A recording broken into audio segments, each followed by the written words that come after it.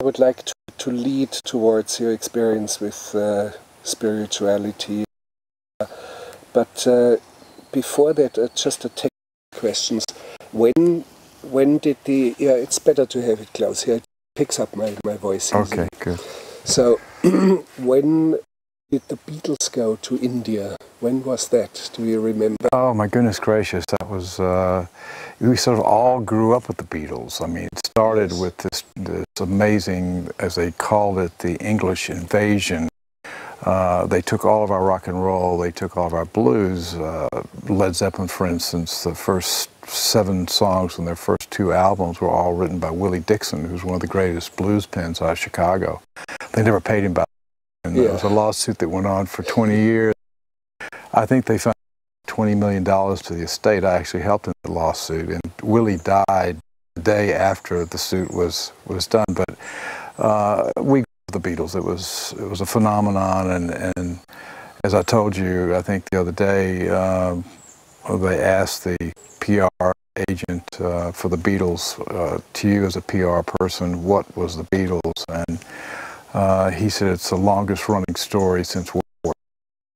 And it was, and part of this journey, we went from this transition and from them taking pop music and Americanizing it, starting with really early R&B songs, and then moving into their own amazing talent. And then suddenly the revolution starts, the peace and love, and they grow their hair out, and then they start taking drugs, and then they this trip to India, which probably millions and millions of people followed this trip because it made such an impression on them. They went to the Maharishi, and it was basically, they went twice. The Beatle wives, the 4 boys and their wives went the first time. They met the Maharishi, who was, as you know, recently died, but was a fascinating guy and had this TM thing that he was doing, and had transcendental meditation. Yes, transcendental meditation, which is very controversial for those of us in the spiritual game. It's very dangerous. It's not for everybody.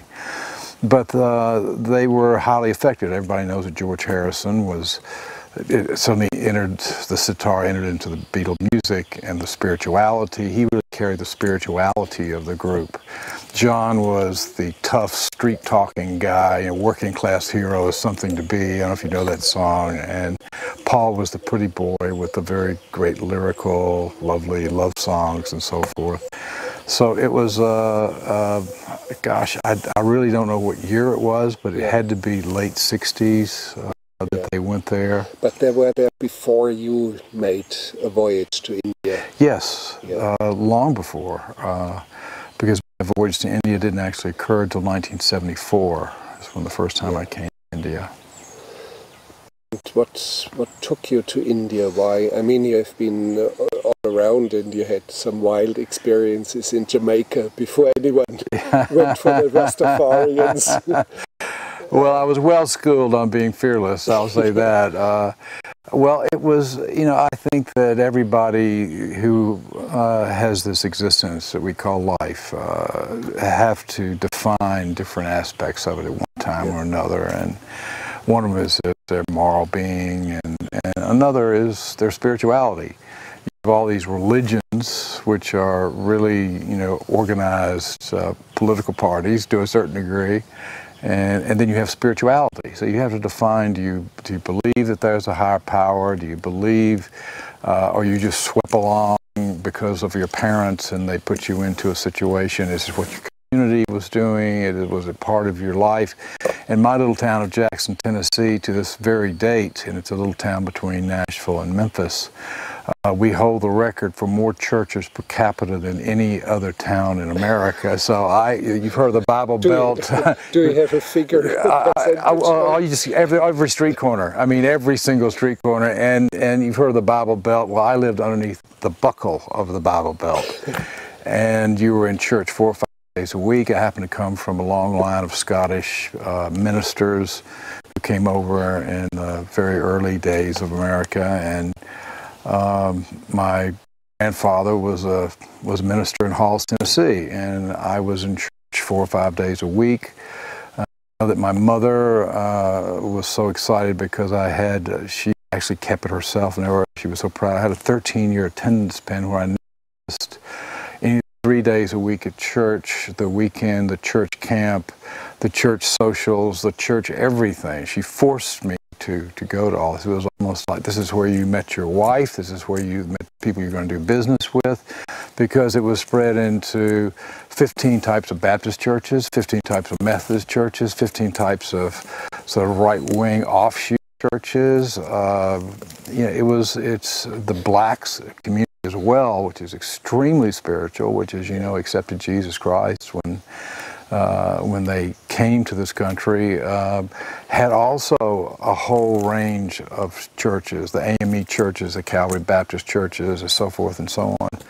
So it was a major part of my upbringing, but it was more of a social event and a requirement than something that was pulling me spiritually. And I don't think anyone really, sometime in their life, and probably when you're starting to reach your mortality, you start thinking about, well, maybe I hope there's an afterlife or something else going on, but sometime you have to define it. Now, India, how did it happen? What brought you to India? Well, it's actually several different things. First of all, I had an experience where a brother of mine actually died in my arms when I was 13 years old. I went into sort of trauma shock for about a year. I became totally introverted. I couldn't sit in a room with more than 2 or 3 people. And things suddenly, not of my own making, started coming into my consciousness. And I thought that I was crazy. I was very frightened. It terrified me because it was something outside my own mental workings. And it would be, I'd see somebody and I'd say that person is sick, or I'd walk into a room and there would be a vibration that would be coming at me that was evil or restless or something else. And that's why, one of the reasons why I couldn't be around a lot of people. Now, my parents sent me to therapists and they said he's not psychotic, it must be a neurological problem of some sort. But it continued, and my father's dearest friend and our family friend, they went on the journeys of St. Paul together and spent a lot of time together, was a famous preacher, Norman Vincent Peale in New York, who wrote The Power of Positive Thinking and actually had his guide magazine subscriptions were somewhere between Time and Newsweek for over 20 years, and he was a great soul and a great man. And I spent a summer up there with him and his wife in Pawling, New York, and he sort of put me on the path, as you say. It wasn't the spiritual aspect of a God or a Jesus or Allah or this or that or religious thing. It was this super awareness that was outside my consciousness. And he basically told me, he said, look, Tigrett, Isaac, he called me, he said, this has happened to me many times, this is why I'm in this game. He said, but if this is going to continue happening to you, you're going to have to spend the rest of your life, or at least the time while this is occurring, defining your spiritual life, because you're in contact with other dimensions and other aspects which people normally are not. And he said, it's happened to me since, and this is why I got into this. He said, please don't tell anybody, and I'm surprised that I'm here telling you about it, because frankly, it's like a fairy tale. Unless you've had these experiences yourself, there's no way anyone can conceive that it's possible. So he gave me lots of books on metaphysics and some other spiritualists to read and so forth and so on. And that sort of started me on my journey to India as a direct sort of stumbling block, a moment where you became convinced this is the trip I have to take now. No doubt about it, because I was terrified before, and I thought there was something wrong with me. And then here was this great man that I admired myself, because he was a close friend of the family, who was giving me absolute direction and be frightened. And this is not unusual. This has happened throughout history and been written about and thought about. And You know, and oddly enough, metaphysics, as they call it, which I think is an overuse and under maybe mysticism is better to say, but it's been the basis of practically every religion that's ever been on the planet. There was a mysticism in Christianity, which of course the Catholic Church grabbed and hid somewhere in the Vatican and has been lost, but all of them. But India is the home of it all, to me, in my mind, and the Beatles represented that. As I told you, I went through a series of wonderful events that gave me the possibility of opening something, the Hard Rock Cafe, when I was 22 years old. And this is the first time I could actually be with a large group of people and feel comfortable, because suddenly I was the man they were coming to, all these kids, wonderful kids that were working for me. And suddenly these broadcasts, if we put them that way, came to me whenever I came up against a problem, because I was untrained, uneducated. I had a 10th grade education, barely. And in excess of alcohol, excess of drugs. Yes, absolutely. Sleepless nights. Absolutely. Totally reckless behavior with your life. Yes, and I'm glad that you remember that from our talks of the last day or two. And, you know, I had a very troubled life with lots of parental problems and deaths in the family and destruction and violence and insanity and so forth, just like many other people. It's part of what many people grow up with. But it had affected me in a way in which now I joined the revolution, and I became a revolutionary, and the drugs and the alcohol and everything else was part of it. It was also dulling some of the pain that I had. And then on the other side, there was this other me, this other super consciousness, if you will, or some other consciousness, or something else calling me that wasn't really part of my physical being, and didn't seem to be part of my mental being, which was broadcasting. And it kept, you know, when I run up against a problem, an answer would come, and it was very simplistic. I didn't realize what they were, but until I got to India and did more studies of the Vedas and the Upanishads. But basically, it was these what they call the 5 human values, which are peace, love, dharma, righteousness, truth, satya, and ahimsa, nonviolence. So as I'm running the Hard Rock Cafe and I come up against a problem and I had no idea how to deal with it, suddenly it would come, is this a peaceful situation? Are you creating a place that is, people want to come to work and it's wonderful and joyous and there's mutual respect, or are they just coming here to get a check? And all of a sudden there'd be an opportunity to go off into a negative direction, and it could be very valuable monetarily, it could be very valuable personally for some reason or another. And then this word dharma, or righteousness, is this the correct way? Is this the correct path? And it would be so overpowering that I was sort of frightened not to follow it. And then when I did follow it, everything turned out great. And it's like I was on autopilot, and all of the weaknesses I had, when it came to my destiny and the movement through time, these things guided me. And of course, immediately, as Dr. Peel told me, I had to find out, where is this coming from?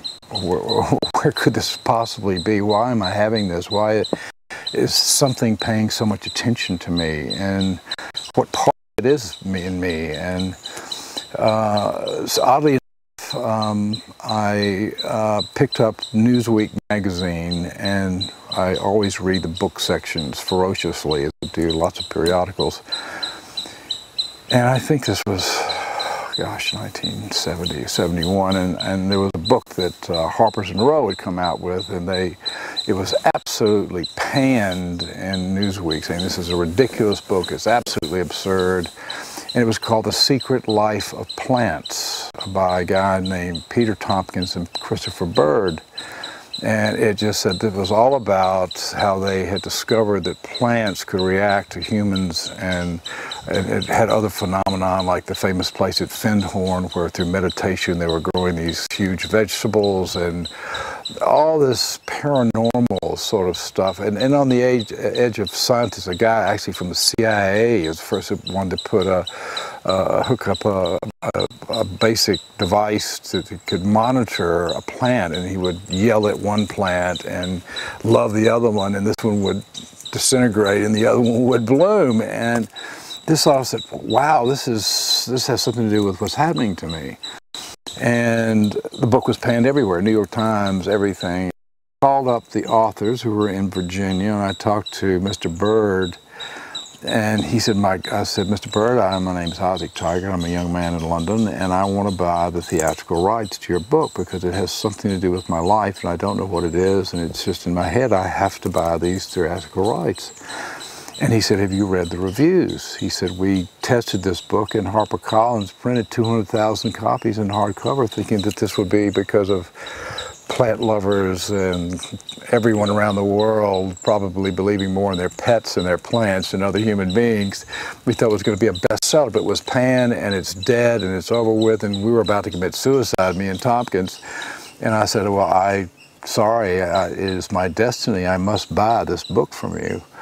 And we did a deal and traded, in fact, telexes in those days. There were even fax machines. And I bought the rights to that dead book for $10,000 over a period of 2 days. 6 weeks later, it hit the New York Times bestseller list. It stayed in the top 10 for 57 weeks. It became one of the biggest selling books of all times.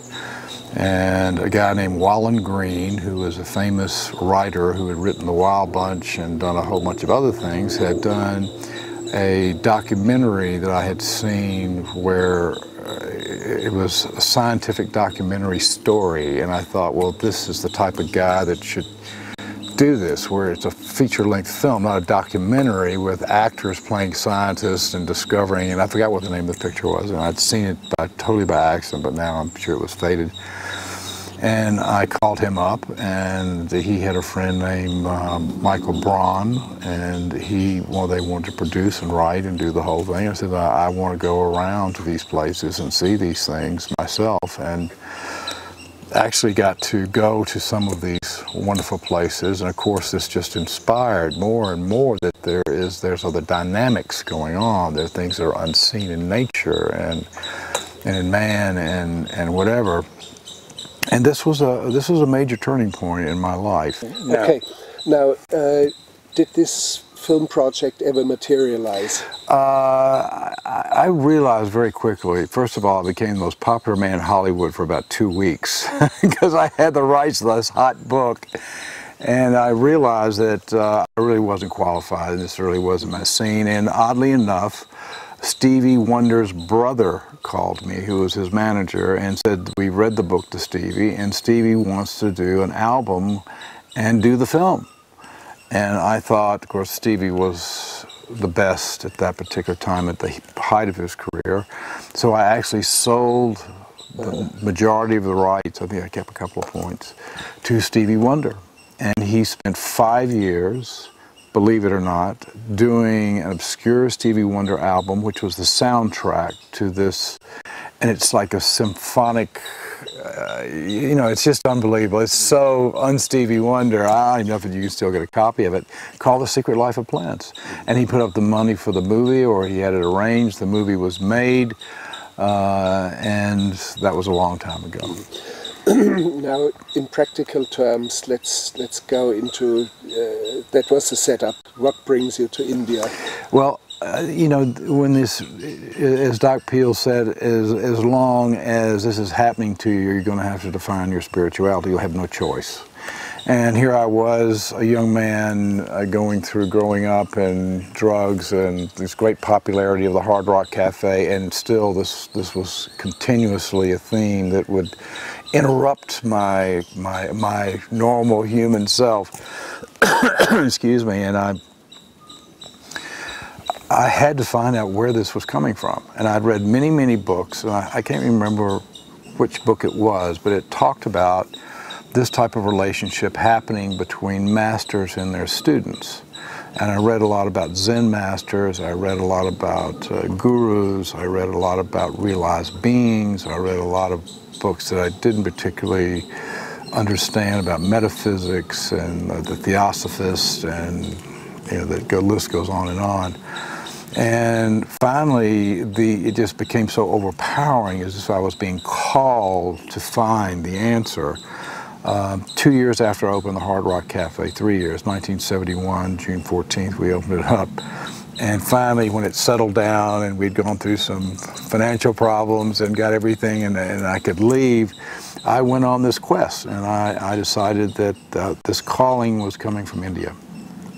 I came here, 24 years old. I backpacked all over India, through the Himalayas, through Rajasthan, through the Punjab, then into southern India. Wherever I heard that there was a master, a yogi, a sadhu, an ashram, and I came very close several different times. There was actually someone in the south of India called the Shiva Bala yogi that he could talk to you through telepathy. You could approach him, and the vibration was so powerful that it was disturbing, actually.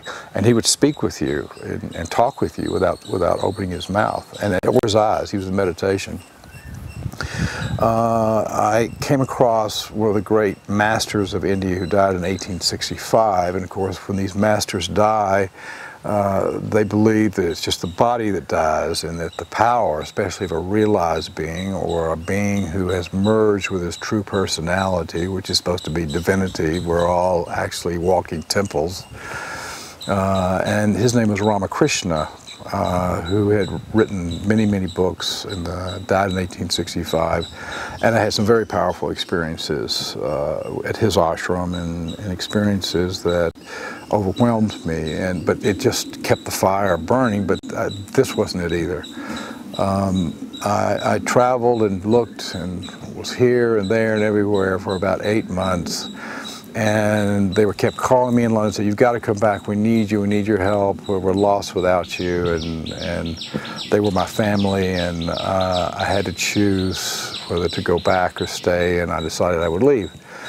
And I had heard of one yogi down in a place called Aurangabad in India, and I went to Aurangabad to find this guy, and in fact I couldn't find him.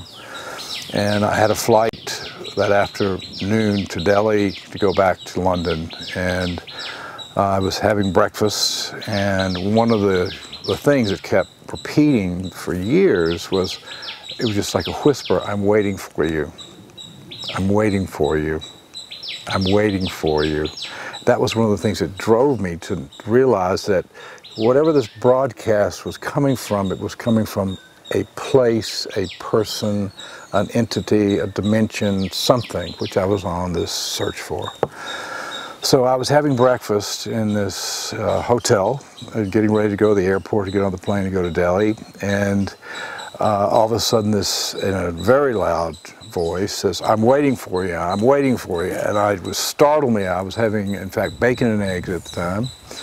I'm not a very good vegetarian, although I try to be. And I looked up, and there was a picture of this 40-some-odd-year-old, strange-looking Indian man with an afro this big.